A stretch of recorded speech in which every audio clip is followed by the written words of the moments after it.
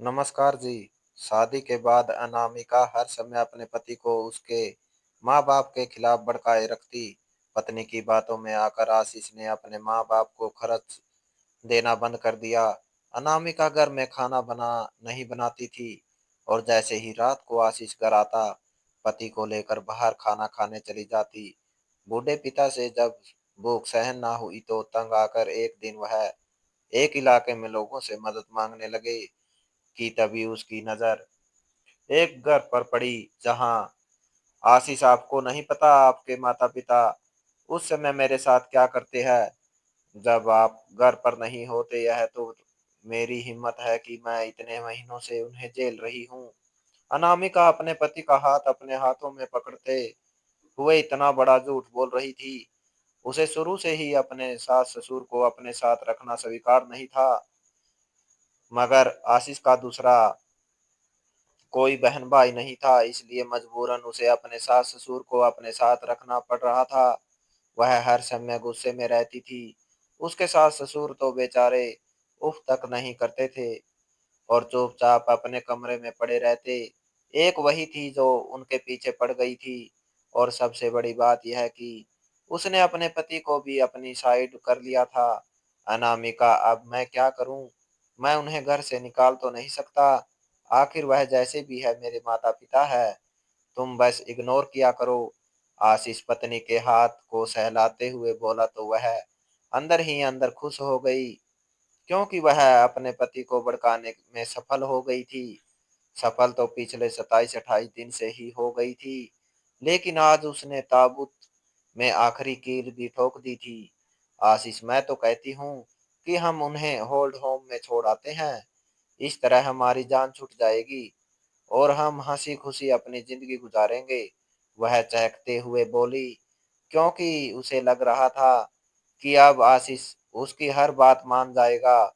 नहीं अनामिका, मैं यह नहीं कर सकता, क्योंकि तुम तो जानती हो कि मेरी इतनी सैलरी नहीं है, तो फिर मैं ओल्ड होम का खर्चा कैसे उठाऊँगा? आजकल ओल्ड होम वाले भी खर्चा लेते हैं। वह उदासी से बोला। उसे यह बोलते हुए जरा भी शर्म नहीं आ रही थी। उसके लिए सिर्फ पैसा ना होना परेशानी थी। अगर पैसे होते तो शायद वह अपने माता-पिता को ओल्ड होम में भी छोड़ आता। पति की बात सुनकर अनामिका भी खुश हो खामोश हो गई। पैसों पैसे का सुनकर तो वह भी चुप हो गई थी, क्योंकि वह इन बुड्ढा-बुढ़िया पर बिल्कुल भी 1 रुपया नहीं खर्च करना चाहती थी। आशीष की सैलरी अच्छी खासी थी और उनका गुजारा भी अच्छा चल रहा था, मगर वह माता-पिता पर पैसा नहीं लगाना चाहता था। सच ही कहते हैं कि जब बेटा ही बदल जाए तो फिर कोई कुछ नहीं कर सकता। अगर आशीष अपनी पत्नी का साथ ना देता, तो आज उसके माता-पिता अपने कमरे में पड़े भूख से तरसते ना हो रहे होते। रात के 10:30 बज रहे थे और अनामिका आधा घंटा पहले ही अपने पति के साथ घर वापस आई थी और वह भी खाना खाकर उसने अपने सास-ससुर के लिए कुछ नहीं बनाया था। इसीलिए वह बेचारे भूखे अपने कमरे में बैठे भगवान को याद कर रहे थे। वह दोनों ही बहुत अच्छे स्वभाव वाले थे, मगर उनका यह स्वभाव उनके किसी काम नहीं आया। क्यों? क्योंकि उनकी बहू ही अच्छी ना थी, जो उन्हें पहचान पाती। अनामिका, तुमने माँ बाबूजी के लिए तो कुछ बना तो दिया था ना? और अचानक से आशीष को अपने माता-पिता का ख्याल आ गया। आशीष की बात सुनकर पहले तो अनामिका चुप रही, क्योंकि वह कोई झूठी कहानी सोच रही थी और फिर अगले ही पल आशीष को संतुष्ट कर दिया। वह जैसा भी था, लेकिन वह उसके माता-पिता थे। उसे कभी न कभी अपने माता-पिता का ख्याल आ ही जाता था। आशीष, आपको क्या लगता है कि मैं खाना बनाए बिना ही चली गई थी? वह बोली, इसी सूरत बनाते हुए बोली, अरे नहीं मेरी जान, मैंने ऐसा कब कहा? मैं तो बस पूछ रहा था कि उनके लिए कुछ खाने को रखा था या नहीं। आशीष ने जल्दी से अपनी बात को बदल दिया, क्योंकि वह पत्नी की नाराजगी मोल नहीं ले सकता था। पत्नी की बात सुनकर वह भी खुश हो गई। जाने से पहले अनामिका ने कुछ भी नहीं बनाया था। जाते समय उसकी सास ने कहा भी था कि बेटा अगर तुम बाहर खाना खाने जा रही हो तो हमारे लिए 2 रोटी ही बनाकर रख जाओ, हम किसी चीज के साथ भी खा लेंगे। मगर अनामिका ने सास की बात बिल्कुल अनसुनी कर दी और घर से बाहर निकल गई। उसकी सास बेचारी तो बिस्तर से ही नहीं उठ सकती थी, इसलिए बहू पर निर्भर थी। कुछ देर तो अनामिका और आशीष बैठे बातें करते रहे और उसके बाद दोनों सो गए, क्योंकि अब रात काफी हो चुकी थी। सुबह सवेरे अनामिका की आंख खुली तो वह कमरे से बाहर आ गई, क्योंकि उसे अपने पति के लिए नाश्ता भी बनाना था।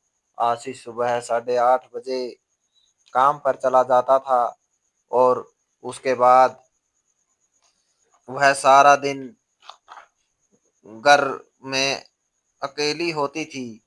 इस घर में उसके सिर्फ सास ससुर थे, मगर वह उनके पास बिल्कुल भी ना जाती और उनके पास जाने में तो वह अपना अपमान समझती थी। उसे बूढ़े लोग बिल्कुल भी पसंद नहीं थे। वह तो यह भी बिल बोल बैठी थी कि हर इंसान को जीवन के अंत में बूढ़ा ही होना है। जब अनामिका किचन में आई तो अपने ससुर को देखकर गुस्से से आग बबूला हो गई। उसके ससुर बेचारे चाय बना रहे थे और साथ में प्लेट में कुछ बिस्कुट भी रखे हुए थे। अंकल आपने किससे पूछ कर बिस्कुट उठाई है? वह अपने से बड़ी उम्र के बूढ़े आदमी पर चीख रही थी और वह आदमी कोई और नहीं बल्कि उसके पति के पिता थे। पहले तो वह बेचारे घबरा गए, क्योंकि वह हर समय ही उन पर गुस्सा करती रहती थी। फिर उन्होंने भी अपनी सफाई में कुछ ना कुछ बोल ही दिया। बेटा तुम्हें तो पता है कि हमने रात में भी कुछ नहीं खाया, हमें बहुत ज्यादा भूख लग रही थी, इसीलिए मैं चाय बनाने आया था। वो बूढ़े आदमी अपनी बहू के सामने चाय बनाने का कारण बताने लगा। हाँ तो चाय तक तो ठीक है, लेकिन मैं पूछ रही हूँ कि आपने बिस्किट क्यों उठाए? यह बिस्किट मैं आपके लिए नहीं बल्कि अपने और आशीष के लिए लाई थी। उसके बाद अनामिका ने ससुर के हाथ से बिस्किट की प्लेट छीन ली। उसका यही मतलब था कि वह उन्हें खाली चाय पीने का कह रही है। चाय अभी बन रही थी, इसलिए उसके ससुर अब भी किचन में ही खड़े थे। इस बेशरम को यह भी दया न आई कि इस बूढ़े को कमरे में भेजकर चाय बना खुद बना कर दे दे। अनामिका अब फ्रिज से आटा निकाल कर रोटी बनाने लगी थी। मैं 2 रोटियां बना कर दे रही हूँ, यही चाय के साथ खा लीजिएगा, और हाँ आगे से मुझसे पूछे बिना किचन में नहीं आइएगा। वह तवे पर रोटी डालते हुए बोली। उसके ससुर चुपचाप बहू की बातें सुनते रहे। अनामिका ने 2 रोटियां बनाकर ससुर के हवाले की तो वह चाय कप में डालकर एक प्लेट में 2 रूखी सूखी रोटियां लेकर वहां से चले गई। अनामिका से तो यह भी ना हुआ कि वह पराठे ही बना देती। उसने ऐसे ही 2 रोटियां बनाकर दे दी, मगर फिर भी उसके ससुर ने उफ तक नहीं की थी, क्योंकि वह जानते थे कि अगर उन्होंने कुछ कहा तो वह यह रोटियां भी नहीं मिलेगी, तो फिर वह क्या खाएंगे। वह तो अब अपनी बहू पर निर्भर होकर रह गए थे। आज से 9 महीने पहले अनामिका की शादी आशीष से हुई थी। शुरू का 1-2 महीना तो उसने अपने सास ससुर के साथ बड़े आराम से गुजारा, क्योंकि वह नई थी। मगर धीरे धीरे उसने अपनी असलियत दिखाना शुरू कर दी और अब पिछले 2 महीने से वह उन पर अत्याचार किए जा रही थी। शुरू के दिनों में जब अनामिका का व्यवहार उसके सास ससुर के साथ बदला तो उन्होंने अपने बेटे को भी इस बारे में बताना चाहा, मगर बेटा भी तो पत्नी की ही साइड था। उसने माता पिता की किसी बात पर विश्वास नहीं किया, बल्कि उन्हें ही झूठा कहने लगा। उसके बाद उन दोनों ने भी चुप्पी साध ली और आज तक अपने बेटे से कुछ भी नहीं कहा, और ना ही आशीष ने कभी अपने माता पिता से आकर पूछा कि आपको किसी चीज की जरूरत तो नहीं। अनामिका किचन में खड़ी अपने और अपने पति के लिए आलू के पराठे बना रही थी और साथ में उसने मक्खन भी एक कटोरी में रख लिया। एक और चाय बन रही थी और दूसरी ओर पराठे। सारा नाश्ता तैयार करके वह कमरे में पहुंच गई। अनामिका, क्या बनाया है तुमने? सुगंध तो बहुत अच्छी आ रही है। आशीष ने आलू के पराठों की खुशबू सूंघते हुए कहा। वह ड्रेसिंग टेबल के सामने खड़ा बालों को टॉवल से सुखा रहा था, क्योंकि वह अभी अभी नहा के आया था। आशीष, मैंने आपके फेवरेट आलू के पराठे बनाए हैं, खाकर बताएं कि कैसे बने हैं। वह चहकते हुए बोली। आशीष ने एक मुस्कुराहट पत्नी की ओर उछाल दी और उसके बाद बाल सही करने लगा। तैयार होकर वह सोफे पर आकर बैठ गया, क्योंकि उसके सामने ही टेबल पर नाश्ता रखा था। वह वह दोनों मिलकर नाश्ता कर रहे थे।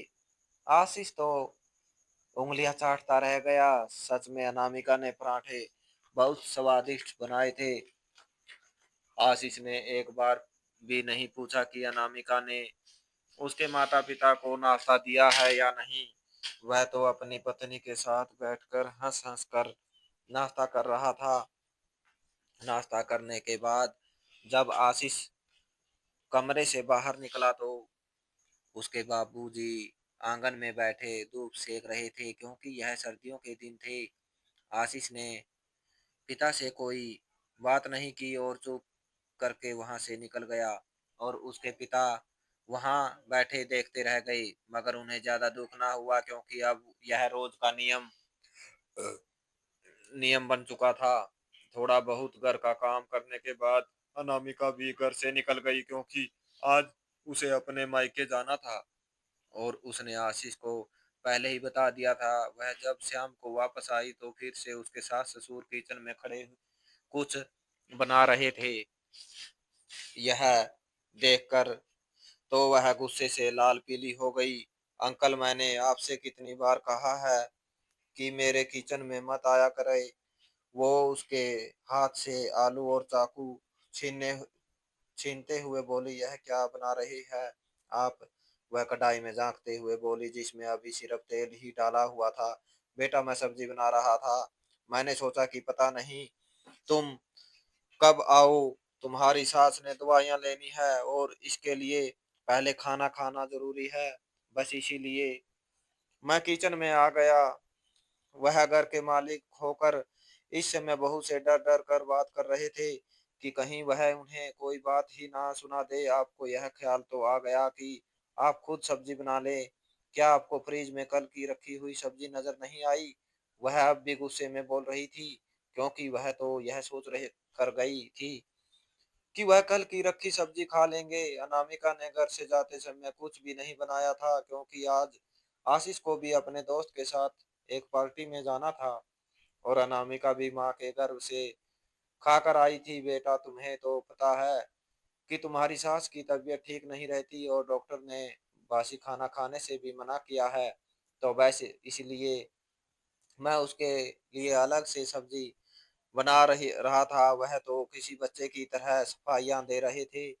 और वह भी अपनी बहू के सामने। अनामिका ने ससुर की बात सुनी तो उसे और भी गुस्सा आ गया, मगर इस बार वह कुछ ना बोली और कहकर चली गई कि अगर खाना खाना है तो जो फ्रिज में रखी सब्जी है वह खा ले, वरना ना खाएं। यह कहते हुए वह तो चली गई, मगर उसके ससुर बेचारे सोच में पड़ गए।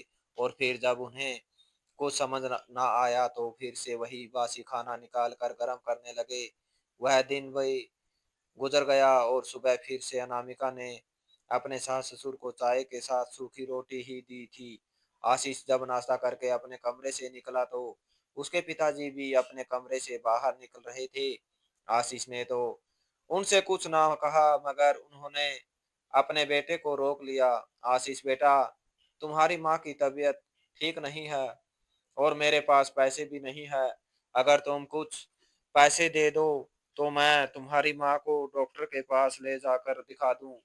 वह बेटे से भी डर डर कर बात कर रहा रहे थे, क्योंकि वह भी हर समय अपनी पत्नी की जुबान बोलता था। और कुछ दिनों से आशीष ने पत्नी के कहने पर उन्हें खर्चा देना भी बंद कर दिया था।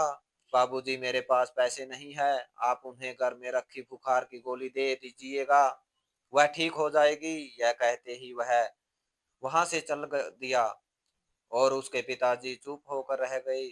आज रात जब आशीष वापस आया तो अनामिका तैयार खड़ी थी। उसने सोच रखा था कि वह आज पति के साथ बाहर ही खाना खाएगी। आशीष की भी फटाफट तैयार हो गया और उसी समय वह दोनों घर से बाहर निकल गए। अनामिका ने अपने सास ससुर के लिए फिर कुछ नहीं बनाया था। वह खुद तो बाहर से खाना खाकर आ गए और वह बेचारे भूख से तड़पते बड़ी मुश्किल से सोए थे। अनामिका किचन को ताला लगाकर गई थी, इसलिए उसके ससुर खाने में कुछ नहीं बना पाए। समय बड़ी तेजी के साथ गुजरता जा रहा था और अनामिका दिन प्रतिदिन उनका खाना बंद करती जा रही थी। अब तो वह दिन में एक बार ही उन्हें खाना देती थी, जिससे उन बेचारों की भूख भी नहीं मिटती थी। आशीष को तो कोई होश ही नहीं था। वह तो हर समय ही अपनी पत्नी के गुण गाता रहता। उसने अब माता पिता को खर्चा देना पूरी तरह से बंद कर दिया था। उन्हें कभी कुछ रुपए की भी जरूरत होती तो वह बेटे के सामने हाथ फैलाते और अगर आशीष का दिल करता तो वह उन्हें दे देता और जब ना देते तो देने होते तो वह उन्हें बिना पैसे दिए ही दुत्कार देता। यह सब देखकर अनामिका दिल ही दिल में खुश हो जाती, क्योंकि यही सब तो वह चाहती थी। अनामिका और आशीष अपने कमरे में बैठे पकोड़े खा रहे थे। आज आशीष ऑफिस नहीं गया था, क्योंकि आज रविवार का दिन था और वह अभी थोड़ी देर पहले ही बाजार से पत्नी के लिए पकोड़े लेकर आया था। उसके माता पिता बेचारे सुबह की एक रोटी और चाय की प्याली पर ही बैठे थे। अब दोपहर के पौने 3 बज रहे थे। अनामिका की सास की तबीयत कुछ ठीक ना थी, क्योंकि उन्हें ढंग से खाना भी नहीं मिल रहा था। आशीष के पिता अपने कमरे से निकले और बेटे के कमरे की ओर जाने लगे, क्योंकि वह बहू से कुछ खाने को मांगना चाहते थे। अब अनामिका हर समय किचन में ताला लगाकर रखती थी और जब उसका दिल चाहता तो ही उन्हें खाने को कुछ देती थी। वह अभी अपने बेटे और बहू के कमरे के बाहर ही खड़े थे कि अचानक से बेटे की आवाज उनके कानों से टकराई। अनामिका, मैं क्या करूं? मेरे पास इतने पैसे नहीं है कि मैं उन्हें होल्ड होम में छोड़ आऊं। तुम बस यहीं पर उनके साथ गुजारा करो। आशीष जरा ऊंची आवाज में बोला था, क्योंकि अनामिका फिर से कह रही थी कि उन्हें वह ओल्ड होम में छोड़ आए। आशीष, मैं तो कहती हूँ कि आप किसी ऐसे ओल्ड होम की खोज शुरू कर दें जहां पर महीने का खर्च ना देना पड़ता हो। इस तरह हमारी उनसे जान छूट जाएगी।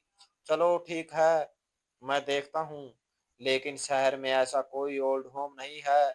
वह दोनों आपस में बातें कर रहे थे। अनामिका हर समय ही उनके साथ ऐसा व्यवहार करती थी, मगर बेटे के मुंह से ऐसी बातें सुनकर तो उनकी आंखों से आंसू निकल आए। वह उसी समय उल्टे पैरों पीछे लौट गए।